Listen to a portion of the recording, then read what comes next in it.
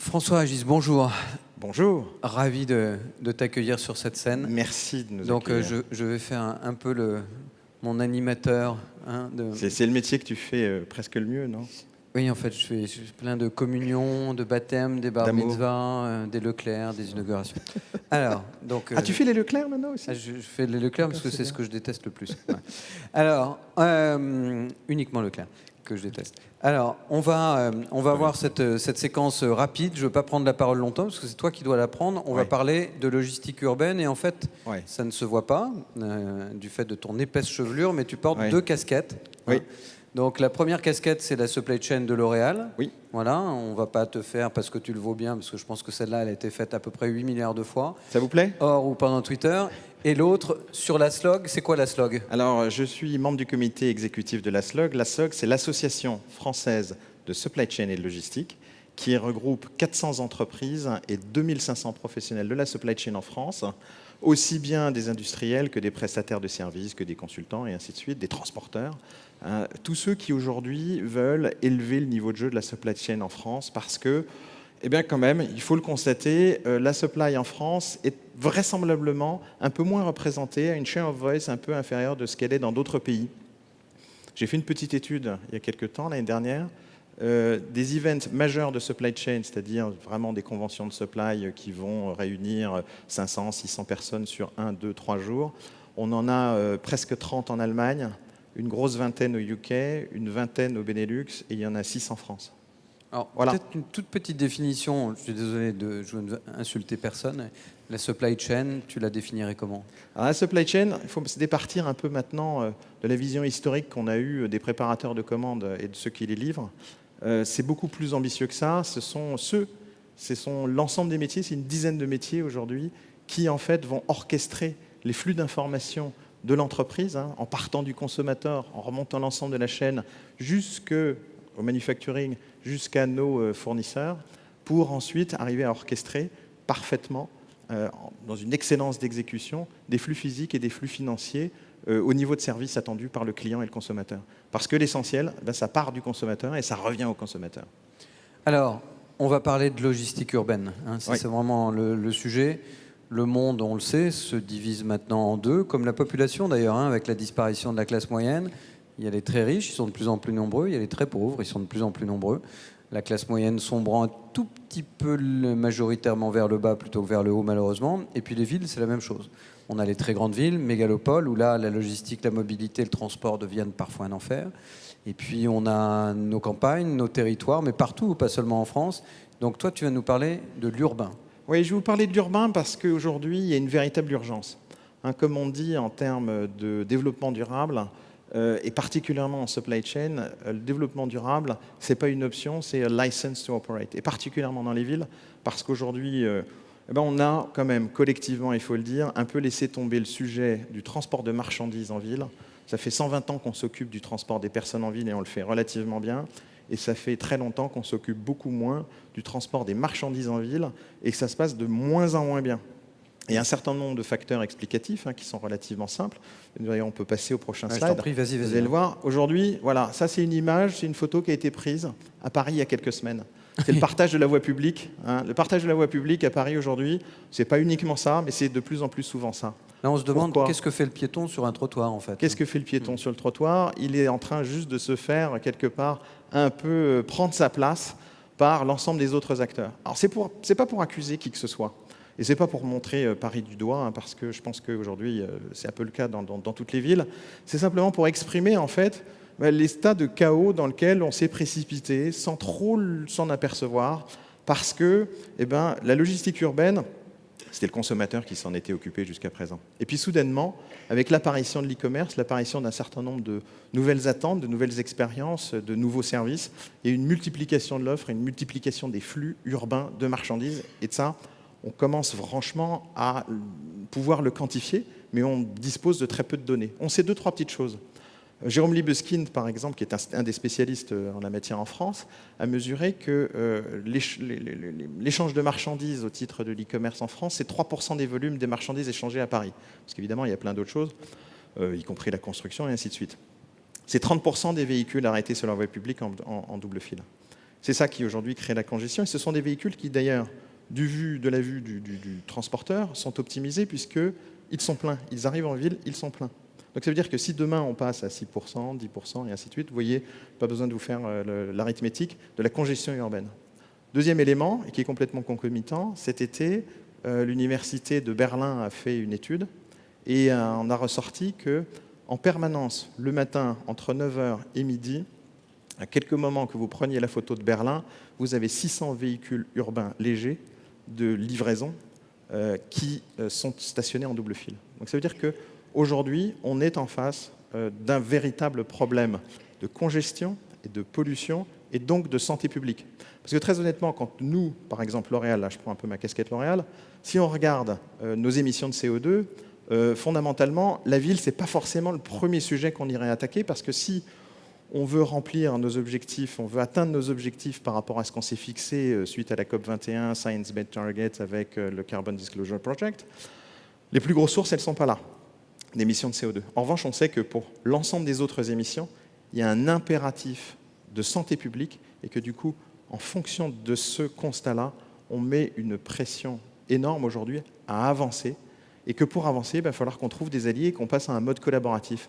Parce que quelle que soit l'entreprise aujourd'hui que vous preniez, qui rentre en ville, que ce soit en Europe, que ce soit en France, en Europe ou dans le monde, qui rentre pour faire de la logistique urbaine dans une ville, elle est trop petite pour elle-même arriver à faire ce shift. Donc il va falloir qu'on se mette ensemble, et je pense que c'est totalement logique par rapport à totalement dans l'épure de cette journée Day One aujourd'hui, en fait cette session Day One. Parce qu'aujourd'hui, pourquoi est-ce que je suis venu ?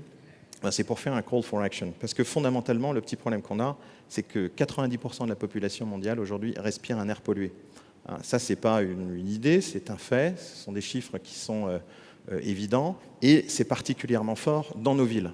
Et aujourd'hui, il faut bien se le dire, tous collectivement, on y contribue. Fondamentalement, si on regarde, ce n'est pas très surprenant. Parce que si vous regardez en termes d'intensité d'émissions, les émissions de l'aérien qui sont extrêmement puissantes, qui font 170 fois à la base 1, si on prend base 1, les émissions en intensité générées par le fret maritime, et qu'on compare en fait ensuite l'ensemble des moyens de transport, on va s'apercevoir que les moyens de transport longue distance sont en moyenne, ils sont entre x4, x6, x10. Voilà.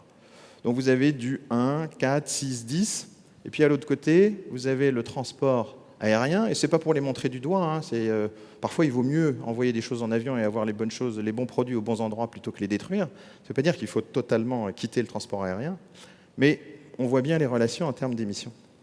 Et puis au milieu, vous avez ce qu'on fait en ville, et en fait, ce n'est pas du tout au milieu.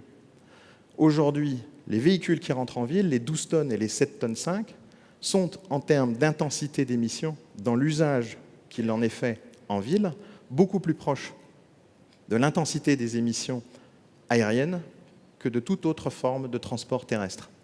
Et donc c'est là qu'il faut agir fondamentalement.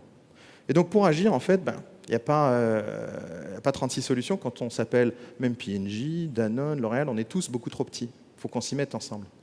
Puis alors quand on regarde les choses et qu'on n'est pas transporteur, que ce n'est pas votre métier, et que vous regardez tout ce qui se fait aujourd'hui, je ne sais pas si vous avez été au salon Autonomie, par exemple, qui est un salon absolument phénoménal, qui a eu lieu très récemment à Paris, on est un tout petit peu perdu. Voilà, il y a une foultitude aujourd'hui d'initiatives qui sont absolument phénoménales. Donc en fait, on peut aller se précipiter et puis faire, allez, je vais être un tout petit peu méchant, mais un peu d'actionnisme, quoi. Aller se profiler en faisant des choses sympathiques que vous voyez ici, qui sont toutes très bien prises individuellement, mais qui n'auront jamais en fait la force de vraiment faire changer les choses et de réduire drastiquement dans des proportions extrêmement importantes, c'est-à-dire en dizaines de pourcents. Ce qu'on veut faire en termes d'émissions en ville, c'est du moins 50, moins 60, moins 70, et pourquoi pas un jour du zéro émission en ville. Voyons. Mais avec ces solutions-là, s'il n'y a pas une vision et une action concertée, collaborative en amont, on n'y arrivera pas. La grande question, en fait, c'est est-ce que nous sommes capables collectivement de passer de la compétition à la collaboration. Pourquoi est-ce que je dis ça ? Parce que je vois aujourd'hui des transporteurs assez organisés qui font des choses qui sont absolument passionnantes. Et c'est très bien, mais ça ne va pas suffire. Là, ici, c'est juste quelques snapshots de slides que j'ai fait au congrès de la logistique allemand. La Bundesvereinigung für Logistik, c'est une association qui fait à peu près 10 fois la taille de l'association française. On avait dit pas de gros mots cet après-midi.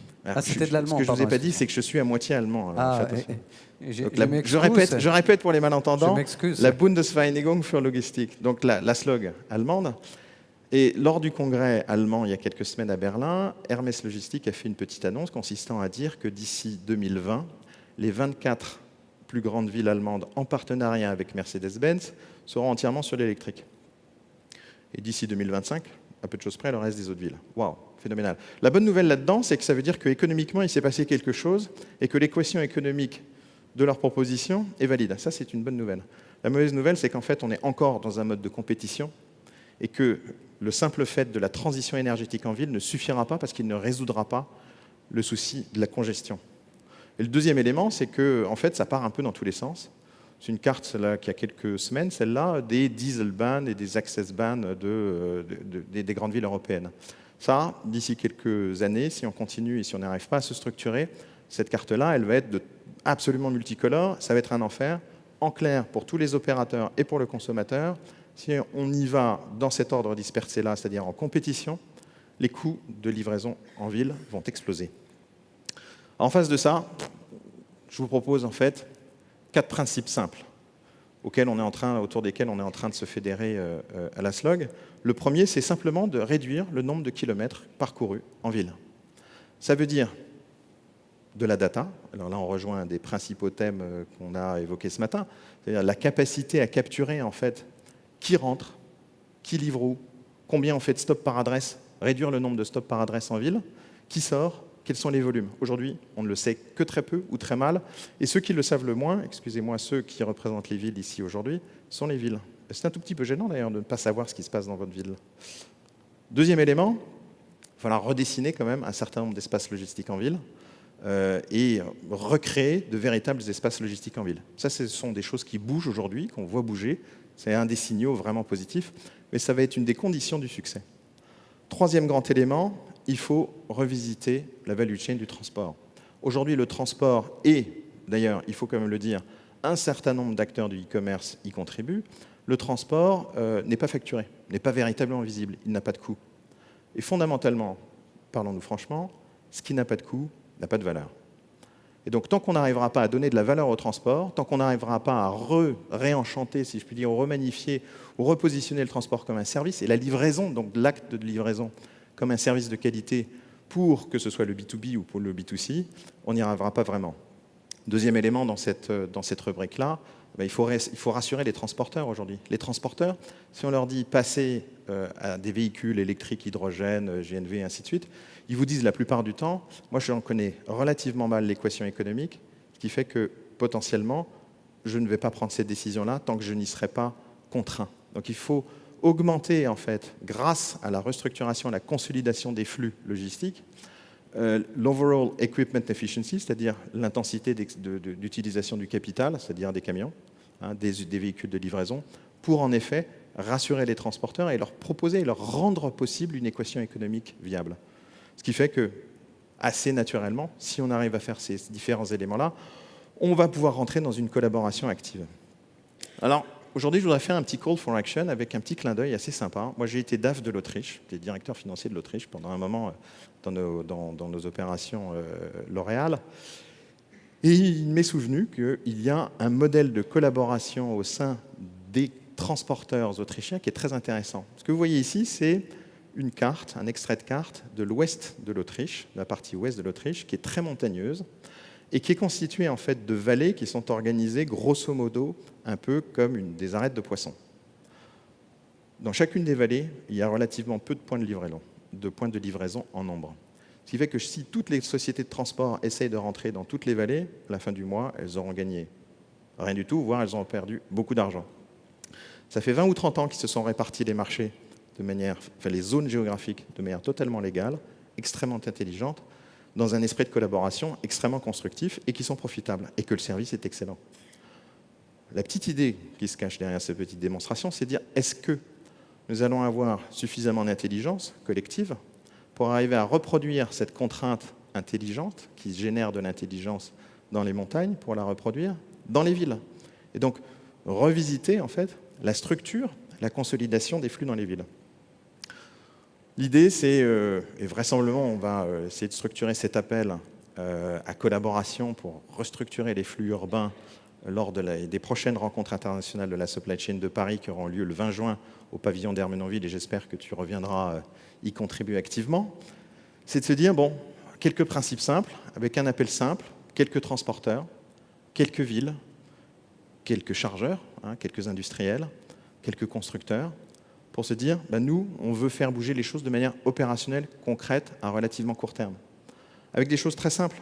Si on s'engage, shipper et transporteur, à ne plus se garer en double fil. Déjà, ça va régler une énorme partie de la congestion en ville.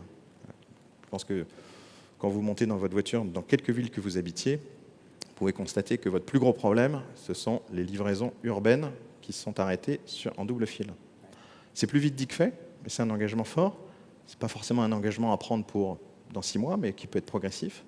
Le deuxième élément, c'est qu'en contrepartie, avec les villes, on peut se mettre d'accord pour dire que ce sont donc justement les transporteurs vertueux et les transporteurs qui sont en train de passer à des moyens de locomotion, à des moyens de transport beaucoup plus vertueux et beaucoup moins polluants, qui auront accès aux espaces logistiques, à commencer par les places de livraison, les places jaunes. Donc réserver les places jaunes à ceux qui s'engagent par ailleurs à fonctionner un peu différemment et à faire de la transition énergétique. Et puis aussi, ça veut dire redessiner un certain nombre de places de livraison qui sont aujourd'hui pas du tout aux endroits où elles devraient être. Troisième élément, c'est de partager la donnée. Et ça, c'est peut-être un des problèmes les plus complexes à régler. On a un peu effleuré le sujet ce matin. Quatrième élément, ça veut dire qu'on va être capable de constituer des partnerships pour, en effet, réorganiser l'espace urbain. Donc ça, c'est ce qu'on essaye de monter aujourd'hui. C'est un vrai call for action très opérationnel, très concret. On reste très modeste parce qu'on sait qu'on est au milieu de la vallée et que si on veut monter tout en haut de la montagne, ça va prendre un tout petit peu de temps, mais qu'on ferait bien de s'équiper de chaussures de montagne. Merci, bravo, belle conclusion. On peut l'applaudir. Merci. Et nous, on va céder la place. Vous l'avez compris ce matin, on est plutôt sur la réflexion. On a même été assez haut en tout début de matinée. Cet après-midi, on est plus sur le pratique. Ça peut vous sembler des pièces un petit peu hétéroclites, mais on est en train de les rassembler. On va rassembler de plus en plus d'acteurs autour de ces prêts. Consolidation, partnership, partage. Donc cette année, on déblaye le terrain à Day One. On fait venir, on consolide, on explique. Et nous, tout au long de l'année, on va rassembler les pièces du puzzle, tous ensemble. Ce n'est pas Day One qui va le faire. Nous, on va servir de catalyseur et on va agréger. Et c'était bien de rappeler que Vienne est quand même la patrie de tellement de choses magnifiques. Freud, bien sûr, Drucker, puisqu'ils font le Drucker Forum en ce moment, nos amis, même jour, qui nous ont volé d'ailleurs aujourd'hui Jean-Dominique Sénard et Paul Polman d'Unilever, qui seront là demain. Et puis cette magnifique arête de poissons du transport, qui est une très belle notion aussi. Merci beaucoup, et on va placer à la santé maintenant. Merci, à tout à l'heure.